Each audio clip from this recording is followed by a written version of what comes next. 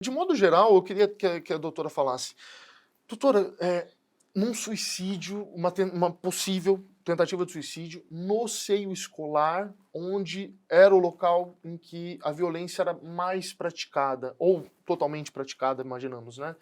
Isso, obviamente, tem uma relação Com certeza. com a localidade, né? Com certeza, sim. Eu acho muito simbólico, essa tentativa de suicídio ter acontecido na escola, onde muito provavelmente era o local onde essa dor era mais insuportável, onde essa dor ficava mais escancarada, assim, era na escola e é onde ela é encontrada por outros alunos, que era o lugar ali onde ela sofria essa violência, né. Então isso escancara pra gente, e aqui eu não quero correr o risco de fazer uma análise selvagem, porque eu não a escutei, eu espero que ela está numa instituição, né, de cuidado com saúde mental, então ainda bem que ela está sendo assistida e escutada, mas, precisaria escutá-la, assim, para entender de fato o quanto isso representa para ela, né, o que que todos os sintomas que carrega, porque a gente pode dizer de muitos sintomas, a gente pode falar de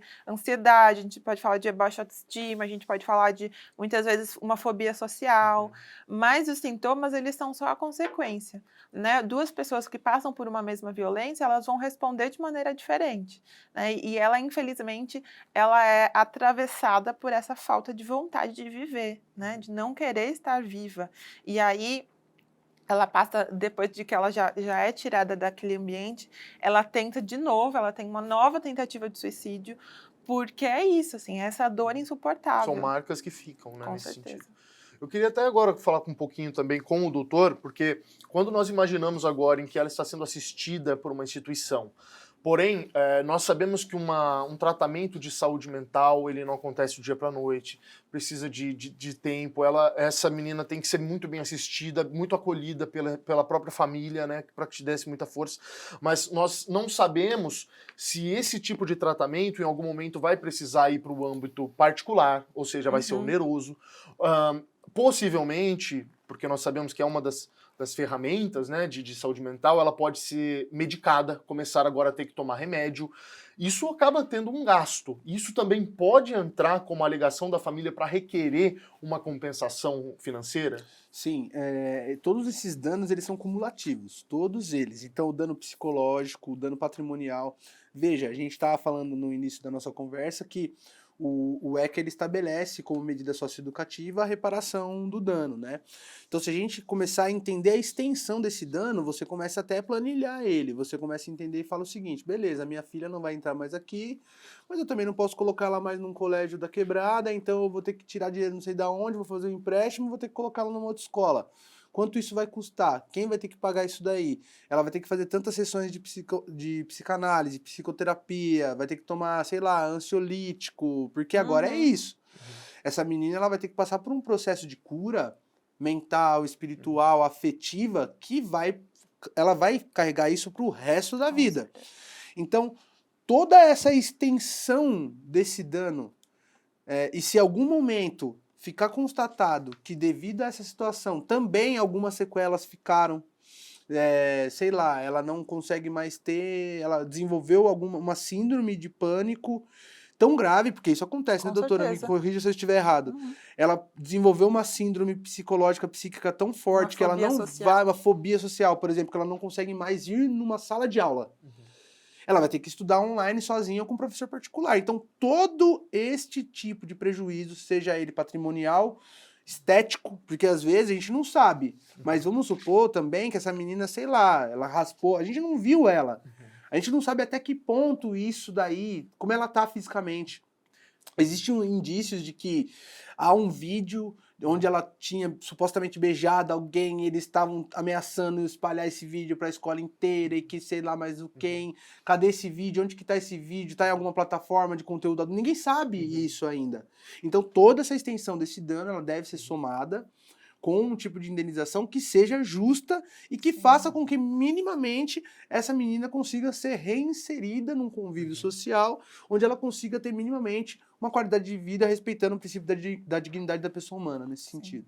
Pois bem, até porque em um ano, né, é uma janela muito grande de violência, né? Muito grande. Que pode ter se atenuado, pode ter ficado mais presente, pode, enfim, são tantas coisas que podem ter ocorrido. Esse episódio até que o senhor trouxe do suposto beijo, ela teria beijado, parece que um rapaz, que deve ter sido armada já de uma maneira de pressão mesmo. Olha, Uhum. beija ele e tal. Essa Rolou uma filmagem, ameaça, pelo que eu pois li. é. Tipo assim, beija ele que aí a gente vai parar.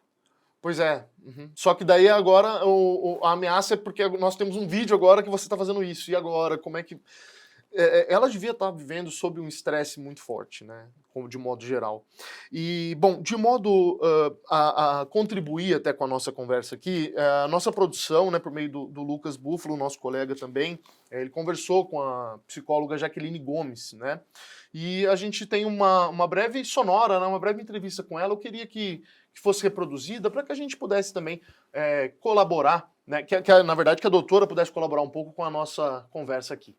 Fica muito evidente que existe uma cultura racista ali e que, principalmente, crianças e adolescentes reproduzem. Em termos psicossociais, nós já temos estereótipos tanto de gênero quanto de raça em torno de 3 até 5 anos. Entre 3 e 5 anos de idade. E isso é aprendido onde? Porque é aprendido. A gente não nasce racista. Já dizia uma dela. Como a gente não nasce machista. A gente não nasce LGBTfóbico. Isso é aprendido. Isso é aprendido. Então, a gente aprende onde? Nessas convivências familiares, com a comunidade. A criança, logo que ela nasceu, ela já está aprendendo. Ela aprende, mesmo que ainda não domine a linguagem verbal, ela aprende a linguagem não verbal. O mundo da criança é não verbal. E esse mundo, que se aparece por meio de imagens como propagandas, como comportamentos que as pessoas têm, ela convive muitas vezes, no caso de pessoas de classe média alta, de classe alta, maioria famílias brancas, muitas vezes elas só têm relação com pessoas negras quando elas são empregadas.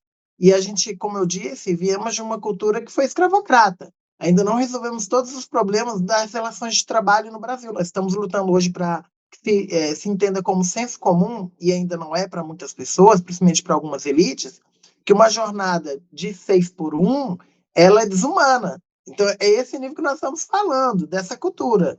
É uma falta de empatia que incorre numa falta de solidariedade. O racismo entremeia tudo isso.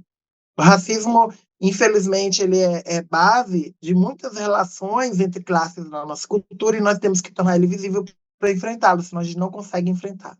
O caso do Mackenzie evidencia isso. A escola, geralmente, ao contrário do que muitos acadêmicos às vezes colocam, ela não é necessariamente um espaço inclusivo, porque ela, pela sua forma de criação e pelo como tem sido desenvolvida, principalmente num contexto com foco em negócios, em lucro, ela muitas vezes ela não está focada naquilo que ela poderia trabalhar, que é uma cidadania no sentido da inclusão, da valorização da diversidade. Ela muitas vezes reproduz os estereótipos e a ideia de cidadãos apartados, de cidadãos segregados. Então, a escola quase nunca é inclusiva para aqueles que são discriminados. A escola quase nunca é inclusiva para negros, para mulheres, para LGBTs, principalmente a escola privada. Escola privada que ainda é extremamente elitizada, né, por razões óbvias, e num Brasil onde a classe social ainda é racializada, ou seja, quando você é pobre no Brasil, você tem alta chance de ser negro, de ser uma pessoa negra. Quando você é negra no Brasil, você tem alta probabilidade de ser uma pessoa pobre. Você não está lá nessa escola necessariamente como uma estudante ou até como uma professora, um professor. Você está como empregado num contexto cultural em que você está trabalhando, não ser o empregador, você é discriminada. Há pessoas que ainda acham que pessoas empregadas naturalmente têm que ser desvalorizadas. Isso reproduz-se junto com racismo, com outras expressões. Então, isso evidencia também uma falta de preparo da escola, uma falta de organização e uma falta de preocupação em enfrentar a discriminação. E o caso de racismo pode ser apenas mais um de outros que nem são ditos, porque a gente nem sabe os casos de machismo, de LGBTfobia, de capacitismo. Então, vem de uma cultura que ainda está trabalhando no sentido de identificar, prevenir e enfrentar o racismo. E todas as instituições, e aí é uma escola que ocorreu esse caso, ela é reflexo dessa cultura, então ela tem que ter consciência dos seus gestores, dos seus trabalhadores da educação, para enfrentar esse problema seriamente.